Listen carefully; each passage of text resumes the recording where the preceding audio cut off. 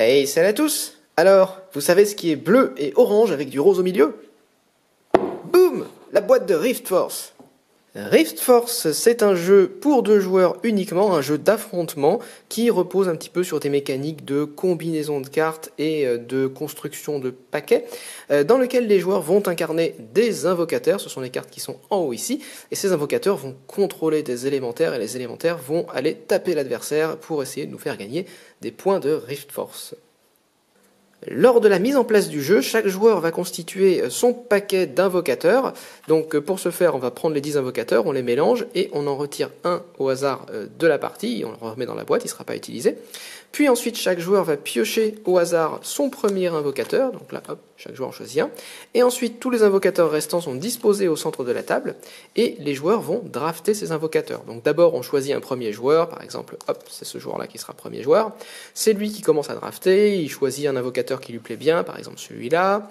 Puis son adversaire fait de même, ça revient à ce joueur-là, puis ce joueur-là choisit celui-là, puis celui-là choisit celui-là. Hop, et voilà, jusqu'à ce que chaque joueur ait réussi à avoir 4 élémentaires, enfin 4 invocateurs, et le dernier est également remis dans les boîtes avec celui qu'on a écarté au départ. Donc chaque joueur maintenant a son équipe d'invocateurs, et à partir de là, on va pouvoir prendre les élémentaires qui correspondent. Donc là, par exemple, ce joueur a l'invocateur de l'eau, donc il prend les cartes qui correspondent à l'eau. Alors petite parenthèse sur les cartes, l'illustration est toute identique, c'est juste le numéro qui change. Donc on a dans chaque paquet 4 cartes de valeur 5, 3, 6 et 2, 7. Donc lui il prend l'eau, il prend le cristal, il prend les élémentaires de feu et également les élémentaires de terre. Donc ça va constituer le paquet du jeu, de cette partie, pour ce joueur-là, parce que ça correspond aux élémentaires qu'il a choisis. Donc il prend son paquet, il le mélange bien, et son adversaire fait la même chose, il sélectionne les 4 famille d'élémentaires qui correspondent aux invocateurs et ça constitue sa pioche de départ. Une fois que chaque joueur a constitué son paquet, on va mettre en place au centre de la table les 5 territoires autour desquels on va s'affronter. Donc les joueurs vont pouvoir poser des cartes de part et d'autre pour aller attaquer l'autre joueur. Et on va placer également ces 2 cartes-là qui ne sont pas des cartes sur lesquelles on va s'affronter, c'est juste des cartes qui vont nous servir à marquer les points. On prend les 2 petits marqueurs et on les met au départ, et on les met au bout, mais là je vais les mettre hors caméra comme j'ai pas la place, mais c'est pas très grave puisque le jeu se déroule surtout ici. Vous êtes aussi encouragé dans la règle à prendre les invocateurs, comme le pouvoir de chaque invocateur et de chaque élémentaire est indiqué dessus, et à les mettre bien visibles sur le bord pour que chaque joueur puisse accéder à leur pouvoir et qu'il n'y ait pas de mauvaise surprise. Bon, au bout de quelques parties, vous n'en avez plus besoin. Mais comme ça vous rappelle aussi quels sont les élémentaires et quels sont les invocateurs qui sont en jeu et quels sont les pouvoirs et facultés de votre adversaire. Une fois que vous avez fait ça, chaque joueur va piocher 7 cartes, 1, 2, 3, 4, 5, 6, 7 pour commencer la partie. Et le joueur qui est deuxième joueur, comme il est un petit peu désavantagé, il va piocher la première carte de son paquet et déjà poser un premier élémentaire sur la zone du milieu. Une fois qu'on a fait ça, on est prêt à commencer la partie. À votre tour de jeu dans Rift Force, vous avez une action à faire parmi 3 possibles. La première action possible, c'est de jouer des cartes. Quand vous jouez des cartes, vous pouvez jouer jusqu'à 3 cartes qui sont soit de la même couleur, soit de la même valeur.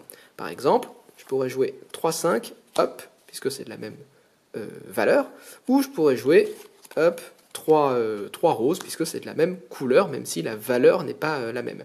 Je pourrais aussi décider de jouer qu'une seule carte, puisque c'est jusqu'à 3 cartes, qu'elles soient de la même valeur ou de la même couleur. Quand je fais ça, je peux jouer toutes les cartes que je joue soit sur un seul emplacement, soit sur plusieurs emplacements, mais dans ce cas-là, je ne peux jouer qu'une seule carte par emplacement. Par exemple, je peux jouer 3-5 ici, ou jusqu'à 3-5, mais si je veux les jouer sur des emplacements différents, je ne peux pas les jouer comme ça, je suis obligé de les étaler chacun sur un emplacement adjacent, par exemple de cette manière. Voilà, donc ça c'est vraiment les règles de base pour poser des cartes. Alors là, qu'est-ce que je vais faire? Je vais décider de poser 2-5, par exemple, hop, et je vais les mettre ici, en face de mon adversaire, pour aller le taper un petit peu plus tard. Voilà, donc ça c'est mon tour de jeu, j'ai joué des cartes. Je ne fais rien de plus à mon tour de jeu, c'est à l'adversaire de jouer. Mon adversaire, hop, a aussi la possibilité de jouer des cartes. Alors lui, il a des cartes ombre, des cartes air et une carte plante. Alors moi, j'ai décidé de jouer par exemple des cartes pour leur valeur.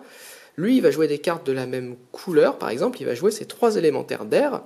Et lui, il va les jouer sur des emplacements différents. Donc il va peut-être en jouer un ici, et puis après les autres doivent être adjacents, il peut en jouer un ici, et puis un ici, par exemple. Donc ça fonctionne.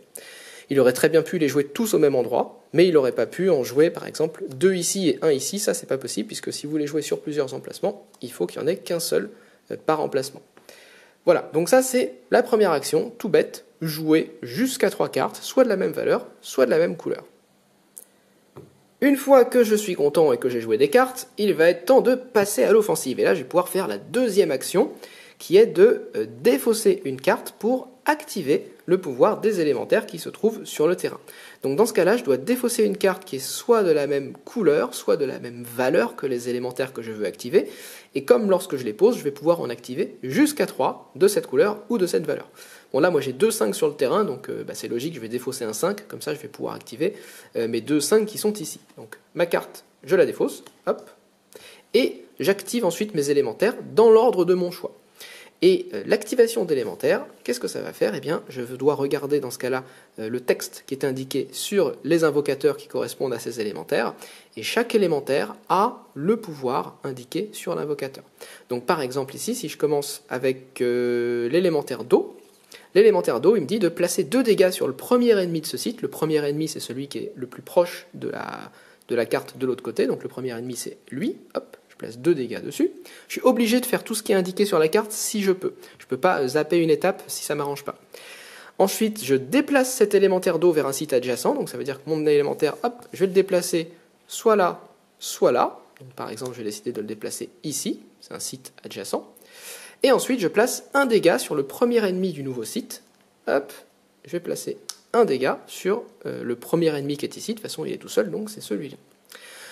Ensuite, j'active mon élémentaire de feu, placer 3 dégâts sur le premier ennemi de ce site, hop, boum, je place 3 dégâts sur celui qui est en face, donc là, ça lui fait 5 dégâts, il a une valeur de 5, du coup, boum, il est mort, donc mon adversaire, on retire les jetons, mon adversaire le met dans sa défausse, hop, et comme j'ai tué un ennemi, eh bien je gagne un point de Rift Force, c'est une des manières de gagner des Rift Force, donc hop, j'avance mon petit jeton sur les cartes qui sont sur le côté, sur la prochaine case, hop, et ensuite je place un dégât sur l'allié se trouvant directement derrière cet élémentaire de feu.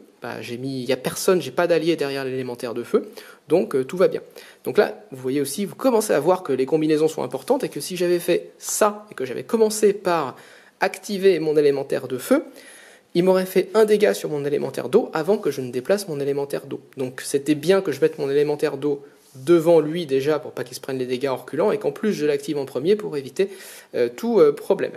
Voilà, donc ça c'est bien pour ces 2 élémentaires. J'ai activé 2 élémentaires, je suis content, mon tour de jeu est terminé, c'est à mon adversaire de jouer.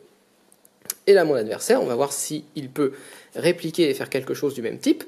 Alors lui, il ne peut pas jouer une carte élémentaire d'air parce qu'il n'en a plus, donc il ne peut pas activer les 3 en même temps. Par contre, il peut très bien décider de jouer un 6 pour activer les 2 élémentaires d'air qui sont ici. Et c'est ce qu'il va faire, juste pour l'exemple, hein. Donc il va défausser son 6, hop, et il va activer ces 2 élémentaires d'air. Alors on regarde ce qu'ils font les élémentaires d'air, hop, je prends l'invocateur. D'abord, on va déplacer l'élémentaire d'air vers n'importe quel autre site. Et ensuite, on va placer un dégât sur le premier ennemi du nouveau site et des sites adjacents. Donc ça veut dire que, par exemple, lui, hop, je l'emmène là, je le déplace où je veux, je le déplace ici. Quand vous déplacez une carte, vous la mettez toujours à la suite, hein, vous ne la remettez pas au début, vous la mettez après les autres. Et ensuite, je place un dégât sur le premier ennemi de ce site et sur le premier ennemi des sites adjacents. Hop, hop. Donc je place un dégât sur le premier ennemi de ce site-là. Et s'il y avait eu un ennemi ici, j'aurais aussi placé un dégât sur ce site-là.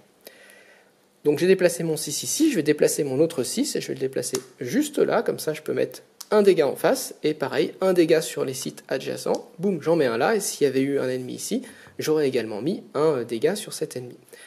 Donc ça, c'est pas assez pour les tuer, donc malheureusement, l'adversaire ne pourra pas tuer mes élémentaires et ne gagnera pas de Rift Force à ce tour-là. Mais en tout cas, vous voyez que c'est la manière dont ça va se passer. Donc chaque élémentaire, chaque famille d'élémentaires a ses pouvoirs particuliers, je les montrerai un petit peu après, qui vont vous permettre de bouger, d'attaquer, de faire des dégâts et de gagner des points. Et puis la troisième action possible à votre tour de jeu, elle va vous permettre de piocher, puisque vous avez bien vu que pour l'instant on n'a rien pioché, qu'on a juste dépensé des cartes.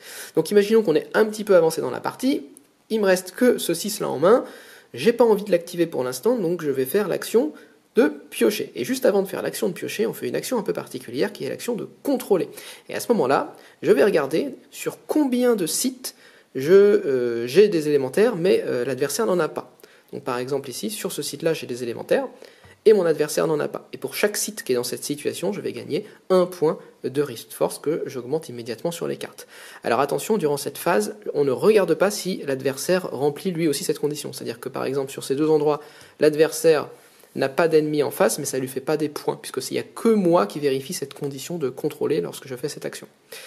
Donc, je gagne un point pour ça, et ensuite, je complète ma main jusqu'à avoir cette carte. Donc 1, 2, 3, 4, 5, hop, 6, 7, voilà.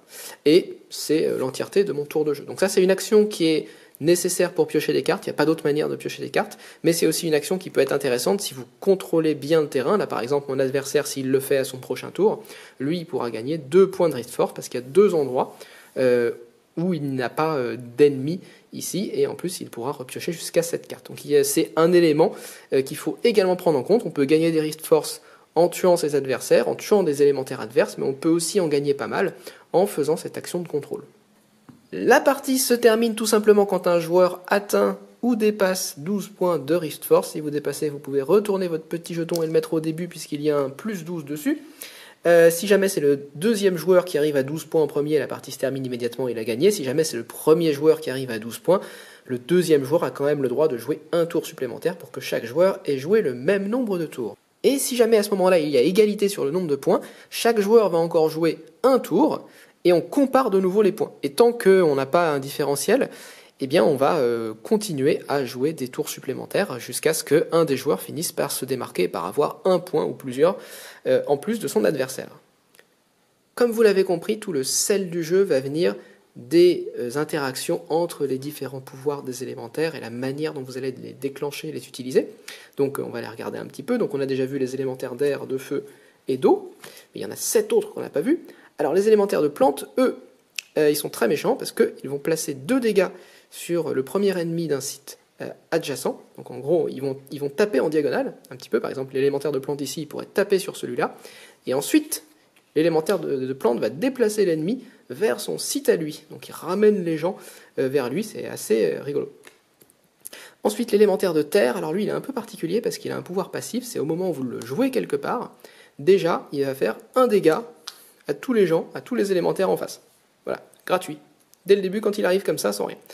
Et ensuite, quand il est activé, il va placer 2 dégâts sur le premier ennemi du site en face de lui. Donc les élémentaires de terre, c'est assez méchant, mais surtout au moment où on les joue. Et puis si vous en jouez plusieurs, et ben ça se cumule, donc c'est encore plus violent. L'élémentaire de cristal, alors lui, ils sont très méchants parce qu'ils font 4 dégâts quand ils sont activés. Le petit problème, c'est que si votre adversaire détruit un de vos élémentaires de cristal, eh bien ça lui fait une Rift Force parce qu'il a détruit un de vos élémentaires, mais comme il a détruit un élémentaire de cristal, ça lui fait un 2e point de Rift Force supplémentaire. Donc le cristal c'est bien parce que ça fait mal à l'adversaire, mais s'ils sont trop exposés et s'ils se font tuer, ça va faire des points aussi à l'adversaire. La foudre, vous pouvez placer 2 dégâts sur n'importe quel ennemi de ce site, donc ça veut dire que la foudre en fait, elle n'est pas obligée de taper devant, elle peut taper derrière ou au milieu, c'est normal, c'est la foudre, ça tape n'importe où. Et en plus, si les dégâts de foudre que vous infligez détruisent l'ennemi que vous avez ciblé, eh bien vous pouvez réactiver l'effet de la foudre une fois. Donc ça peut faire jusqu'à 4 points de dégâts par tour. La lumière, la lumière ça fait 2 dégâts sur le premier ennemi du site, et ensuite vous pouvez retirer, vous pouvez soigner un dégât soit à cet élémentaire de lumière, soit à n'importe quel autre élémentaire que vous possédez. Les ombres, alors au moment où vous l'activez, vous pouvez déplacer l'élémentaire d'ombre vers n'importe quel autre site, un petit peu comme l'élémentaire d'air. Ensuite, vous placez un dégât sur l'élémentaire qui est en face de vous. Et si jamais en plaçant ce dégât, vous détruisez cet élémentaire, non seulement vous gagnez un point de Rift Force, mais vous gagnez un 2e point de Rift Force bonus. Donc ça, il n'y a que les ombres et les cristaux qui permettent de gagner des points de Rift Force un peu bonus en détruisant des ennemis. Et enfin, la glace, alors ça c'est assez particulier, la glace vous permet de placer 4 dégâts sur le dernier ennemi de ce site si il est déjà blessé. Typiquement, hop, je vais aller chercher un petit élémentaire de glace, choc. Si je suis comme ça, j'active cet élémentaire de glace ici, je vais pouvoir placer 4 dégâts sur cet élémentaire-là parce qu'il est blessé. Donc ça lui fera, il arrivera à 5 dégâts. Mais si jamais il n'avait pas été blessé, dans ce cas-là, je ne lui mets qu'un seul dégât. Donc ça paraît un petit peu faible, mais en combinaison avec un élémentaire de terre ou avec un élémentaire de foudre qui vous permet de taper le mec qui est tout derrière, et ben, du coup ça devient tout de suite beaucoup plus intéressant. Et c'est là qu'il faut réfléchir un petit peu aux combinaisons quand vous construisez votre paquet. Boum! Et voilà, c'est tout pour Rift Force. Alors Rift Force, j'ai pas grand chose à dire, pas parce que le jeu est mauvais, mais parce que je pense que finalement le principe est tellement clair et tellement simple que tout le monde peut voir si c'est fait pour lui ou pas. Alors quand même, je vais dire quelques mots. La règle, très bien faite, extrêmement claire, aucune question, tout va bien, tout est décrit. Même, alors ce que j'apprécie particulièrement, on est sur un jeu de défauts, souvent sur ce type de jeu-là. Les joueurs se demandent tout le temps, est-ce que je peux regarder les cartes que j'ai dans ma défausse et tout ça, et c'est jamais écrit dans la règle. Ben là, c'est écrit. On peut pas consulter les cartes de sa défausse. Voilà. Tout est vraiment très très clair. Il y a pas de, j'ai pas trouvé de trou noir dans la règle ou d'éléments non expliqués ou non explicables. Donc ça, c'est très appréciable pour une fois, et je le souligne. Le matériel, je peux me mitiger sur la qualité du matériel. Les cartes, j'ai pas fait non plus 250 parties, mais les cartes commencent à s'émousser un petit peu sur le côté. Voilà. Bon, qualité peut-être un petit peu moyenne des cartes. Si vous y jouez beaucoup, il faudra penser à protéger vos cartes. Mais bref, si je viens sur la mécanique, c'est un jeu qui est simple, mais simple. C'est un truc de fou.